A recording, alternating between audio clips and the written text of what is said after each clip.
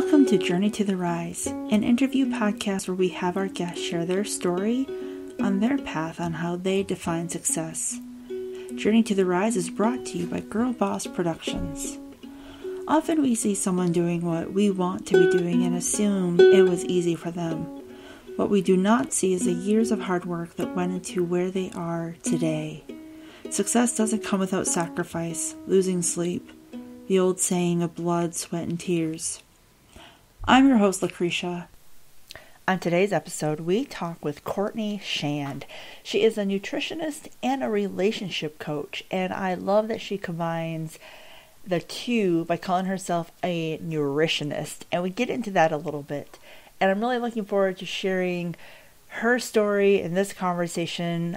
I think so many of us struggle with relationships, wanting to be in a relationship, struggle with various things that go on in our own personal lives, and what she's doing to help people find that breakthrough and be authentic with themselves is really magical and beautiful. So let's get started in our conversation with Courtney.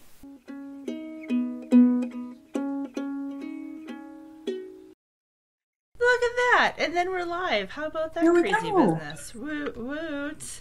Here we go! So I'm very excited to have our guest today. She is filled with brilliant insight. She has this beautiful, calm demeanor that has this electric energy that just kind of pulls you in. She's the kind of person that once you interact with her, you know you absolutely must be her friend. And it's such an honor to have this woman on with us. And I'm looking forward to what we can all learn today in finding out how she came up with the term nutritionist. Courtney, health and happiness coach, fill us in on all the good things. How are you doing today? Oh, I am so beyond thrilled to be here, Lucretia. I love your energy. Is so fun to be around too. So I'm so honored by that introduction, and I would say the same back to you. You're very kind. You are very, very kind. So I just want to kind of like dive in with you. So let's just get into the beginning. Yeah. Like, where did you grow up? Well, for those that don't know me, my name's Courtney Schand. I am a Tennessee native. I grew up in Chattanooga, now live in Nashville, and I actually just love Tennessee. I've traveled all over the place, and this is just home. Home feels good. But growing up in Chattanooga, I lived with my family, my happy little family. And that, until I went to college, really was my world. When I got to college, I thought I was going to be a nurse, and I fainted in the first nursing lab. Called my. Did you? Really? Yeah. I was the driven, super ambitious, went in as a sophomore kind of kid, and I got into nursing labs and I fainted, and I was like devastated. Like, what am I going to do now? I didn't plan on not being able to handle blood. So, fortunately, I was taking a nutrition class for my nursing curriculum at that time, and just devouring the content. I would read all of my textbooks with the highlighters. I was just like going crazy. And until that point, I honestly didn't know that nutrition was a career path. Like, you could be a lawyer, a doctor, a teacher, an engineer, or a civil servant. Like, that was it in my mind. And so that was a huge pivot point for me in my life of just getting clear on like, hey, this is actually something that I naturally like learning about, and also am kind of gifted in. And it was sort of the synergy that kept me going in that path. Oh, wow. That's fantastic. Yeah. So where did you, like, what was the environment like growing up? Like, did you have, like, healthy family, like, good guidance, good support? Like, that's a great question. My parents are amazing. They're both, in their own right, really incredible people. And it's been cool as an adult to kind of get to know them again. They got divorced when I moved to college. And that was also very devastating for me because like I said, I kind of grew up in this little happy bubble, very conservative home that kind of sheltered me in a lot of ways, in good ways, and also made this kind of more difficult for me to process. I didn't have a lot of the skills and capacity to be with something that catastrophic in my world. So That was kind of a Right. big deal for me. And like I said, I'm close with both of my parents now, and it's been interesting to get to know them as adult to adult. And that's kind of been where I have learned a lot in high Mm-hmm. school, college, even after college. I was reading personal development and relationship books just because I was like, I don't understand this. Like, A, what happened? I, Yeah. I thought we were happy and like the perfect family. And then to experience this huge upheaval in my inner world that just would not settle kept me searching for like, what am I Yeah. missing? So simultaneously learning about nutrition as my day job, but really my personal kind of passion project was all of these relationship focused books, how to do them well, what skills you need, communication, boundaries, healthy family dynamics. Mm-hmm. Like, what am I looking for here? Just really grappling with a lot of things in my early 20s. Yeah. Mm-hmm. Wow. Yeah. That's fascinating. Yeah. So is this like mid college when this started to come down for you? Like when they said, "Hey, we're getting a divorce," or like were you fresh into school, or where were you at in your college journey? Yeah. I was 19 when they got divorced. Um, Oh wow. Yeah, we'd had some issues in like high school for me. I was like 15 and I started going to a counselor, and that was really when I started reading all of the books. And then they got divorced when I was 19.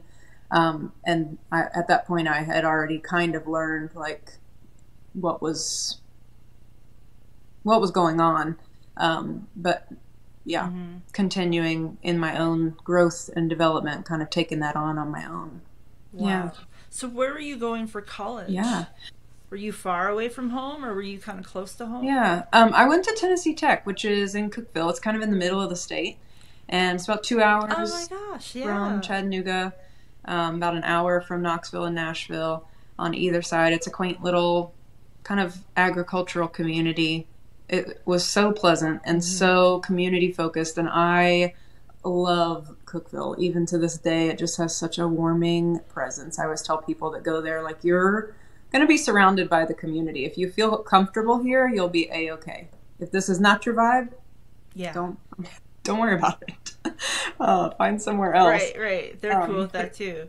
Yeah, it's a yeah. great area. So at least you were like Mm-hmm. close to home. It's not like you were states and states away dealing Mm-hmm. with this very traumatic news that was Mm-hmm. coming to you. Yeah. So that's at least almost a blessing in a way. Yeah. So, and what made you choose Tennessee Tech? I mean, it's a fantastic Yeah. school. Yeah. Well, funny enough, when I was looking at schools, I knew that I wanted one that was a little bit smaller and more intimate, just because I'm not a big crowds person personally. Never been that way. Mm-hmm. And my dad actually went to Tech. So he Oh, was really? like, he never pushed it on me. It wasn't something he was like, go Tech. He just, he was like, have you ever thought about going to Tech? And I was like, no, actually, let's go look at it. And then I got there that day, went on a tour, and I was like, this is where I'm supposed to be. And later on, when I was a tour Oh, guide, I I would tell love people that that. too. Like, you'll know when you're at home, when you're there. It will feel right. So, Mm-hmm. and that was what he Mm-hmm. always, I think both my parents kind of impressed that on me as well. Like, you'll know when you're where you're supposed to be. And they were very supportive in that process too. So, I love that. yeah. And how are Yeah. the classes for you? Like, did that is? I mean, I've heard wonderful things about that school. Yeah. And is that what kind of, along with your own personal interests, kind of shape your journey? Yeah. Well, what I actually loved learning about most was because it's kind of farmland up there, we had a big agriculture department. And the School of Nutrition is housed within the agriculture school. And that gave me a lot of opportunities to explore not only like the medical route of nutrition that people think about, um, but it also gave me a lot of opportunities to get in the community, to participate in extension and 4-H and like community Oh wow! education. We worked on the farm with the agriculture students and kind of farm to table the whole thing. So going into grad Oh my school with gosh! that background, I feel like I had a really solid understanding of what's available in the community, what it takes to kind of fund or bring in the community assets and really move things forward. So it's kind of a unique experience in that way. I loved it. I loved all of the things that I learned. Like I said, I literally would go read my textbooks just because it was so fun for me, which is oh my gosh, nerd alert. I love nerds. Yeah. We need more nerds in our world. I know. I loved it. I was super passionate about it. I just couldn't get enough information. So all the things they were throwing at me, I was like, yes, bring it on. I like this. So I love that. I think that speaks highly of the school, because whenever I have run into someone who's gone to study there, they've always had something very similar to say. And so clearly they're doing something very right over there. So you have this amazing opportunity, this incredible experience in college. You graduate, and then where were you off to? Because I was still kind of in flux, the relationships at home were still feeling like tenuous for me. Both my parents obviously loved me, but I just wanted to, like, figure it out on my own. I just assumed that I was going to go on and be a registered dietitian and that I should get my master's. So I went to the University of Tennessee in Knoxville to get my master's in public health nutrition. And so I was pretty caught up with that for a good 2.5 years, kind of throwing myself into my studies. If you've ever had anything you didn't want to deal with, kind of have a little blinder on. I was very much involved with studying and trying to learn. Looking back, it was just a lot going on in that time of my life. But that was the next step for me. I got my registered dietitian work out of the way, got licensed in that, and then I moved to Nashville because I was kind of wanting to get into some policy work, actually. Really? Yeah. So how did that interest come about? Well, going back to Tennessee Tech, I think I knew a lot about like what it would take to involve the community, and I realized that I didn't love the idea of working with people in a hospital setting. I really wanted to be more proactive because nutrition is literally every cell in our body eats what we eat. So if we can get ahead of the disease process, there's a lot of room for preventive medicine. And for me, I was like, oh, let's get even further ahead of that and let's make it policy level and really steer the ship from the front. So that's what I thought I was doing here. So I moved to Nashville and took a job in actually long-term care. Got started in long-term care. Really? Yeah. Yep. I very quickly realized that was not my jam either. But I got a job working as a wellness coach, and that really was what I wanted to do. That was a really fun position to be in. Yeah. How did that opportunity come about for you? I'm trying to even remember. It was probably just posted on a job board. And nope, I remember I went to a networking meeting and a girl had worked there, and I had seen that post, and I was like, oh my gosh, you work there. I would love to get an interview. And she was like, oh, I'll set one up. And so they were fortunately hiring.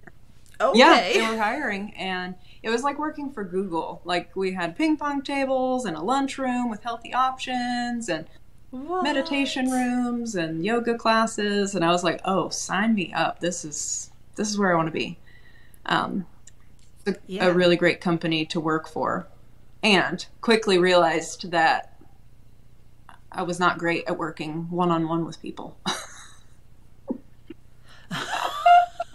Really? Yeah. So all that to say, that's kind of what led me into more of the emotional side of things, because I had been very mentally trained of what to tell people, how to help people calculate what they need. And in my mind, they just needed to know more. Intuitively, I knew that people didn't really, like, the information's out there. People have Google. They're very smart. And I couldn't quite get to the bottom of why I wasn't able to really help them make changes. And that's what sent me on the process of understanding how to create behavior change with people. That's fascinating. So you're in this transitional thought process. Where does the desire to become a relationship coach, to be this health and wellness and happiness coach, come along to a point where you come up with your term nutritionist? Like, how did that all evolve? Yeah. So I was really interested in, I was having kind of my own mental breakdown, if you will, my dark night of the soul. I can laugh about it now, but it was a really, I don't know if this will resonate with you, but I think that I've seen it often enough that it's a really common thing where people kind of outrun a lot of emotion. They throw themselves into their work, into their career, into a relationship, and then things start to break down because they haven't dealt with that thing. For me, that was my parents' divorce. And I had gotten through grad school from that fuel. I'd gotten into a job. I was really, determined. That was never my problem. But then I started to realize that like relationships were really difficult for me, and I couldn't quite understand. I knew all the things. I've been reading about this since I was 15. It's not that I didn't have the information. It was just really difficult to actually make connections that felt good for me. And I was noticing that the more that I was doing work with people in the wellness industry, the more I was challenged by having to connect with multiple people a day. It was very overwhelming for me. And that's when I started getting into the emotional freedom technique, or tapping, if you've ever heard of that. There's acupressure points on your body. Yeah. So that was my first bout of it. I went and was trained in that process and started applying some of the concepts that I had learned of how the psyche is developed and kind of what the root causes of things are. I was kind of introduced to the trauma world at that point, and got into some story work and trauma work at that point, just kind of going into my own therapeutic journey to heal. And that was when I started to share some of the things that I was personally learning with people that I was working with in my health coaching. They started to recognize like, oh, that makes a lot of sense. And that was when I started to blend the two together. I was starting to see this bigger picture of it's not just information, and it's not that you need more information. A lot of times it's like the application piece is where the ball gets dropped for most people. And the reason for that is there's things that are kind of like in the way for them that are blocking them from naturally moving forward on their own. And so once we started peeling those layers back, they naturally have this kind of impetus to move forward in the direction that feels authentic for them. Wow. Yeah. That's very insightful. Yeah. Like that's. Wow. Yeah. So you're working for this. No, go ahead. Sorry, I just feel like I was talking a lot, so I wanted to pause for a second. Go. Yeah. No. So I went to that training, and then the relationship coaching training kind of presented itself about a year later. I was kind of fresh out of a relationship that didn't work. He was kind of moving on without me, sort of thing. And I was like perplexed because in my mind I was doing all the right things. I just didn't realize, now looking back, that I wasn't actually emotionally available for a relationship. I was doing the relationship, which felt really lopsided because I was investing in my mind, and it wasn't playing out the way that I thought that it should. And so I started reading some work on the energetics. I'd already been introduced to the energy body at that point, and kind of the nervous system work at that point. And so I've found some information about relationships as it pertains to the nervous system. And that was super intriguing to me. It started to connect to the dots of like, oh, it's not the information, it's not just the application, it's the integration of the two that allows me to have this kind of like give and take, this really intuitive experience, as opposed to more calculated or feeling disappointed all the time. So I went on to be trained by that lady. Her name was Rory Ray, and I went through her school, and it was honestly more intense than grad school. So I was quite surprised how how intensive the training is to become a relationship coach. Like a certified relationship coach was pretty extensive in terms of training and mentoring and reading and all the things. And that was when I was working with people in their weight loss journey, and they were experiencing things that weren't necessarily, so remember I said there were things kind of blocking people from moving forward. A lot of the things that I was seeing now that I was looking through this like relationship coach lens was the way that they were interacting with interpersonal relationships.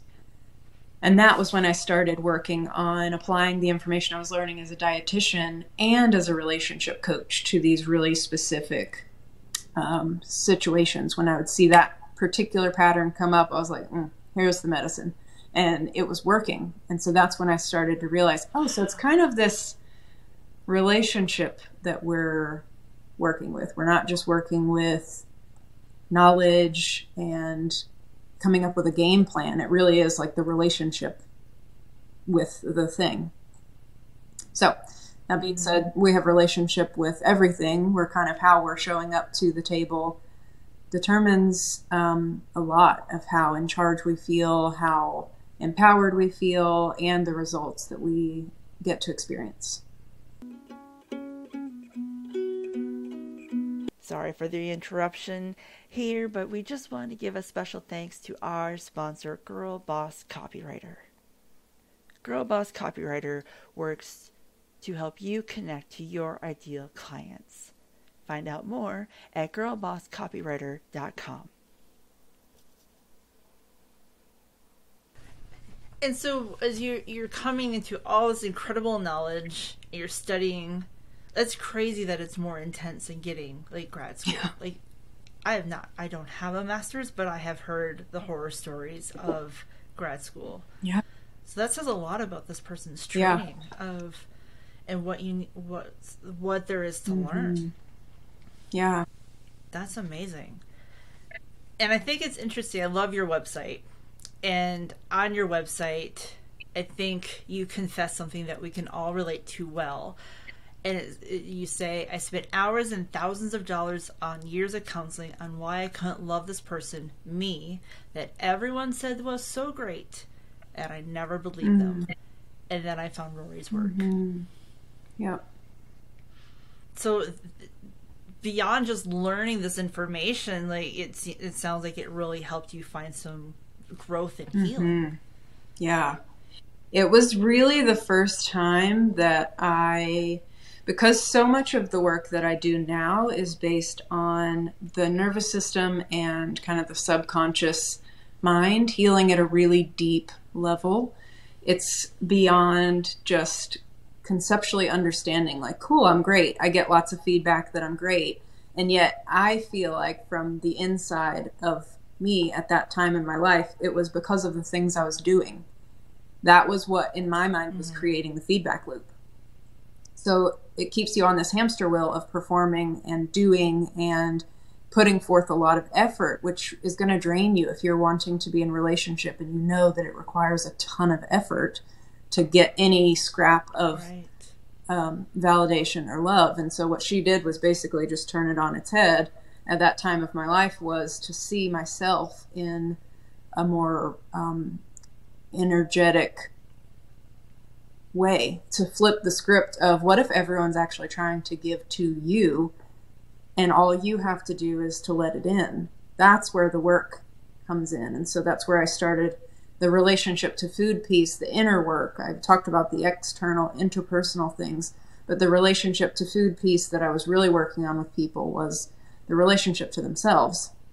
This inside out and outside in approach, that when we can learn how to let more love in and embody what it feels like to receive love, to receive nourishment, to receive emotional nourishment, that's when we actually start to thrive physically, emotionally, spiritually, and we allow our nervous system to relax and just let more and more of that in so that we get to be a fuller version of ourselves. Wow. That's beautiful. Yeah. That's something I think every person on the planet could use. Yeah. That's phenomenal. And so I'm gonna stay on your website because it's brilliant. And I think you share some very relatable and enlightening statements there. And you say along the lines of, maybe you're tired of feeling behind in your love life or terrified of being hurt again and would rather stop dating altogether. What struggles were you facing that inspired this enlightening breakthrough? Like, clearly you've had, you've shared some, but like, that's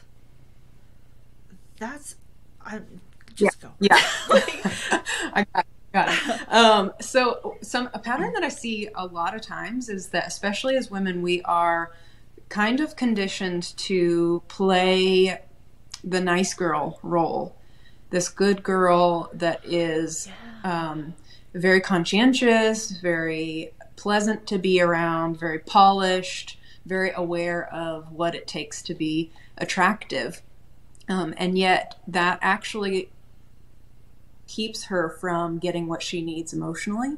And so it's going to be consistently dissatisfying for a woman who's been in that type of conditioning to try to date. Because again, she's going to be on that like performance treadmill and not seeing all these opportunities to just receive, which is going to be that feminine energy piece. It's going to feel very foreign and very scary to let that in, because it requires you to be vulnerable. And that's actually what healthy relationships take, is a level of vulnerability where you're saying, I'm consciously dropping my guard right now and allowing you to see me for me.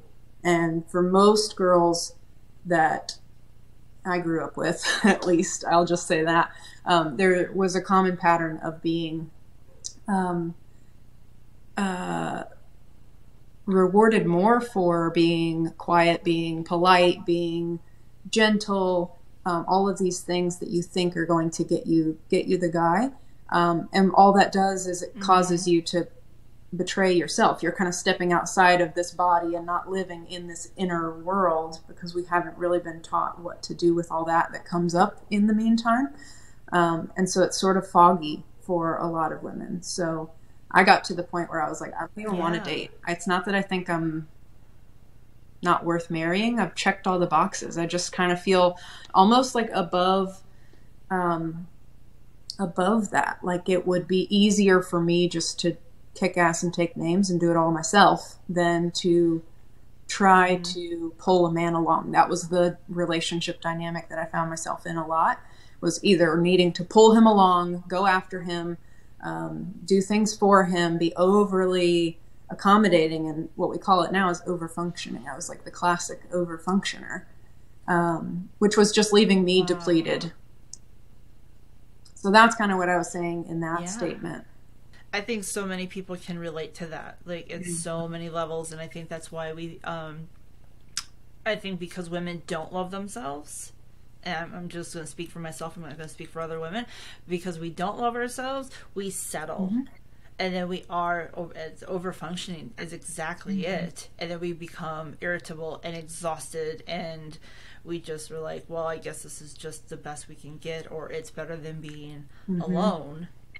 And then we don't really get what we really, really want and deserve from ourselves and a relationship.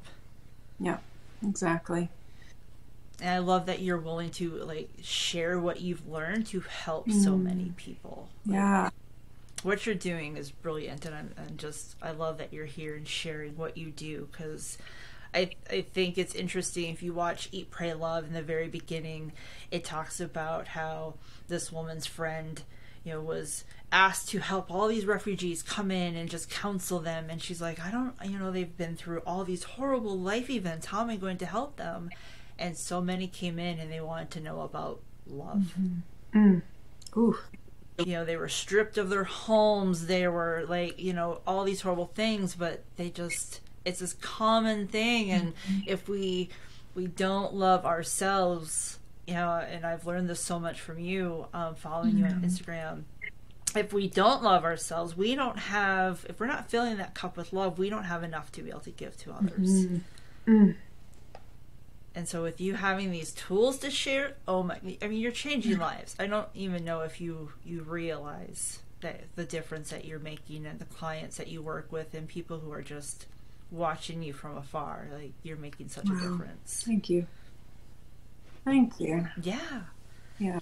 And I love that you're talking from a space where it's relatable. Like, you're willing to be vulnerable and honest and talk about, like, hey, I didn't have the greatest of relationships in the past and I wasn't getting what I wanted. Because I think what happens is we see someone who has that dreamy relationship and we're just like, oh, it must be nice, or oh, how it just happened to come along. When you're walking, breathing, living proof, it takes work. And it's not just served to us on a platter. It's not just Cinderella where the prince shows up with a shoe and you hope that it fits okay. Yeah, exactly. Oh, such a great point, because there's so many things that I hear women project on other women. Oh, it's because she's thin. Oh, it's because she's pretty. Oh, it's because she has the good job. She has the nice shoes. She has the connections. Like, whatever it is that we feel insecure about, we say, like, well, if I had that, a man would just fall in my lap too.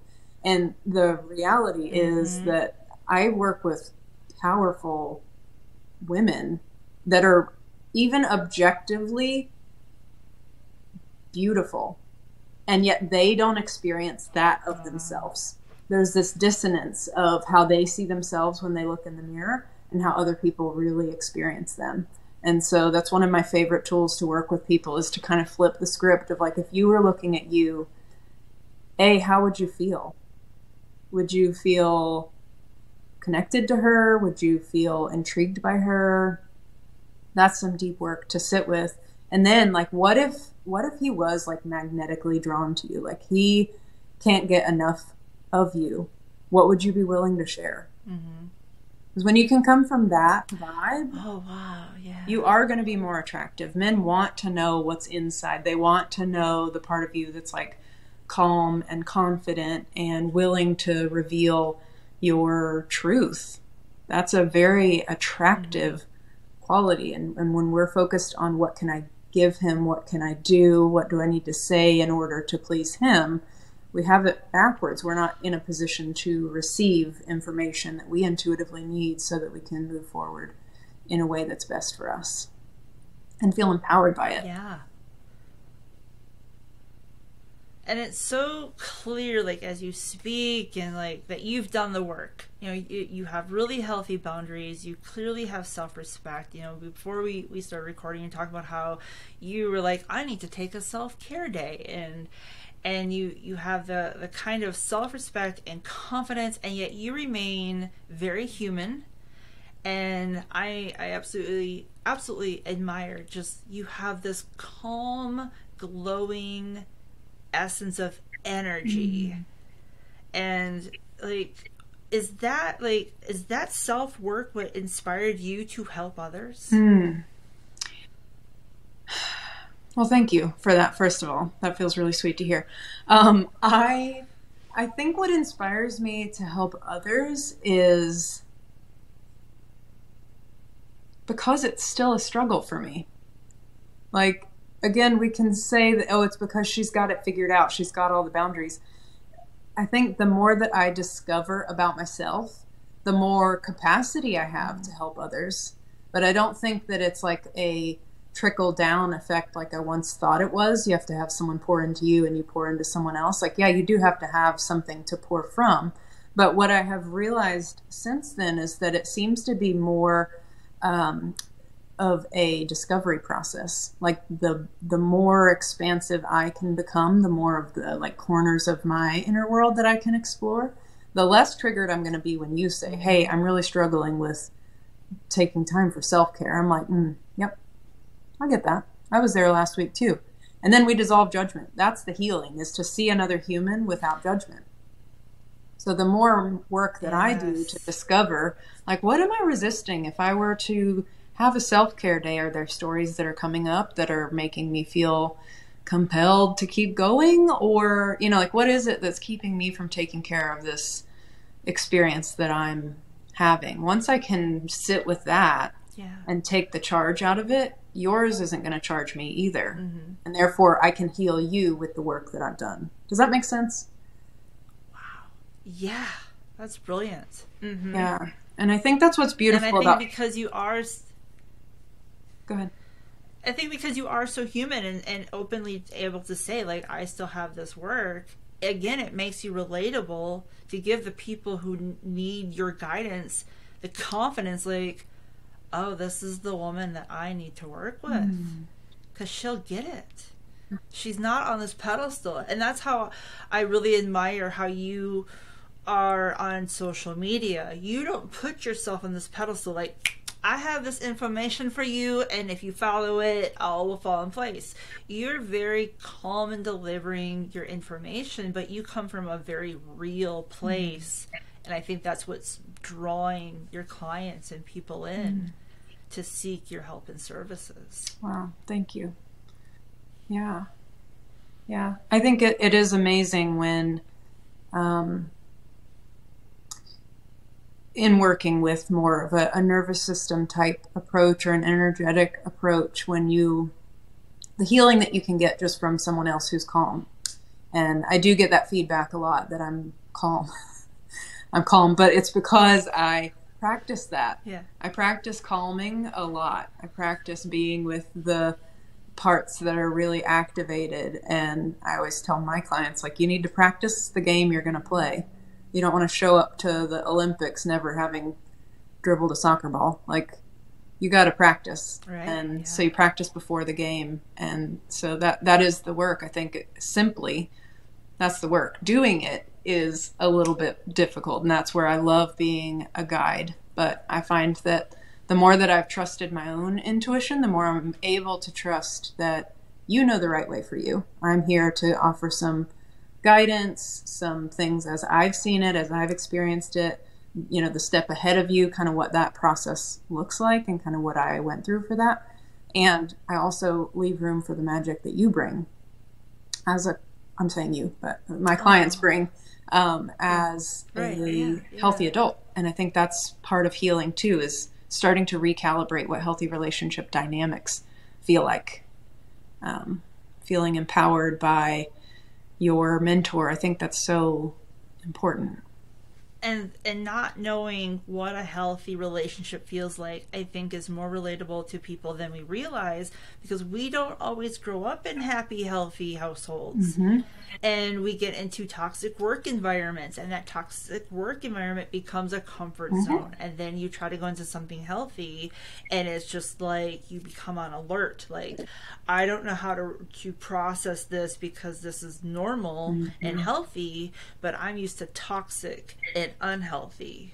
And so I love that, because that you're helping people realize, okay, this may be where you came from, but from practicing these steps in life, you can get to a healthier, more satisfying, and free of anxiety lifestyle that so many of us get wound up in. And then you just go into life and you interact with someone and you're just like, alert, alert, stranger danger, I don't know what to do. Yeah.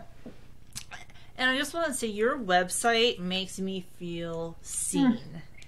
And I'm going to share this this other part of your website. And you say, but what if instead of trying harder, you were able to see how wonderful you are right now? What if your current actions were not something to be fought, but could be lovingly redirected, like a child learning something new? I mean, this is, you know, and you continue on with, a woman needs most when she's wanting to create a new outcome is to experience being accepted. Like, this is poetic to me. Like, how do you think women react when they finally get to experience being accepted? I mean, even just hearing you say it, my whole body calms down. Like, I'm curious for you, when you think about moments where you've been just like seen and accepted. For most women, go ahead. Yeah. When I have those moments of being seen and accepted, it is this like abundance of happiness, of joy that like shimmers its way through my body, and I want to cry because it's so foreign. And I'm like, oh my gosh, it's euphoric. And so, yeah, for to women out there to feel seen, for men out there who who you also work with men in your coaching. It's just this amazing moment that I think it builds confidence, and it just for me, I'm like, oh my gosh, what just happened? Yeah. Because I'm not used to that. Yeah. Yeah. I would say that's a common response, because we have gotten so kind of societally programmed to keep leaning forward and keep like, what's the next thing? What do I need to be focused on next, that to receive acceptance just for how we are right now? To me, it's the secret sauce. It's like what you need in order to take the next step. Otherwise, we're just kind of going on that kind of the fumes of our emotional turmoil, kind of like my grad school experience. I shared that because that was me kind of operating in fumes instead of just accepting what's happening and how I'm feeling and learning how to deal with that in the moment.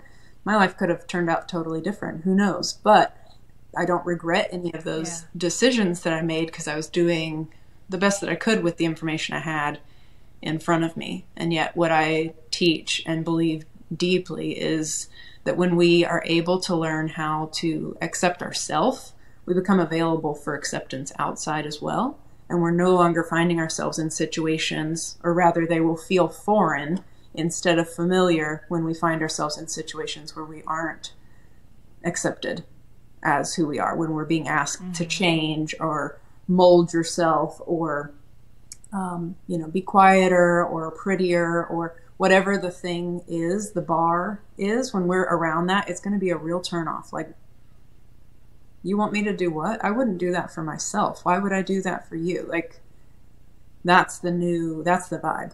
And when you're at that level, boundaries become a lot easier to set, because then it's just like, swipe left. No, thank you.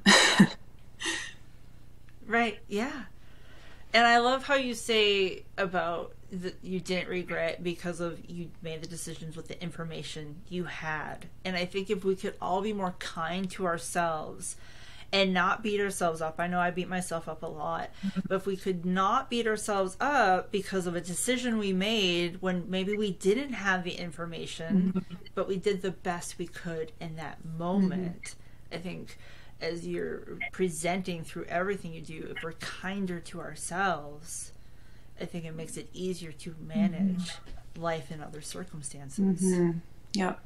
It's easy to hold, 15 years ago version of me to the standard of knowledge that current me has, when I didn't have access to all of this knowledge that I've gained in the last 15 years at that time.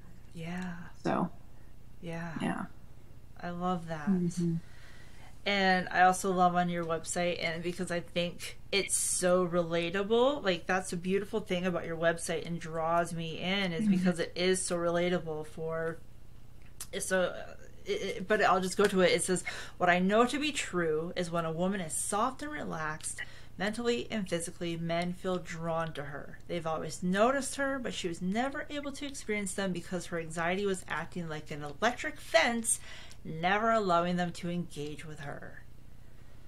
Yeah. I just absolutely love this because I think it's so true. Like, we become combative. And so that we want something, but then we like push it away. And I love how you said it's like an electric fence. Yeah. I think that's so, so incredibly accurate. Yeah. It's funny, even hearing you read that back to me, I'm like, it is so true, because I think for the experience of the woman on the inside, she'll think that it's because it's because of her insecurity, like whatever her go-to insecurity is. And the reality is that men notice her. She's not aware that they notice her. Like, she's the only one suffering from this insecurity. They're like, oh, that doesn't bother me.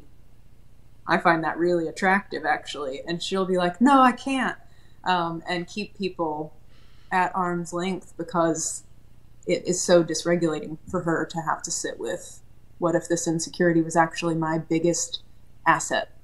And that's a wrap for today's episode. Thank you so much for listening. On our next episode, you can expect to hear... where is enough? You know, like at what point will you allow yourself to be happy? And at what point will you start to turn towards yourself with compassion and love?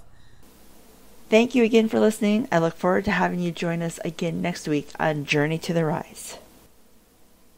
This episode is edited and produced by Girl Boss Productions.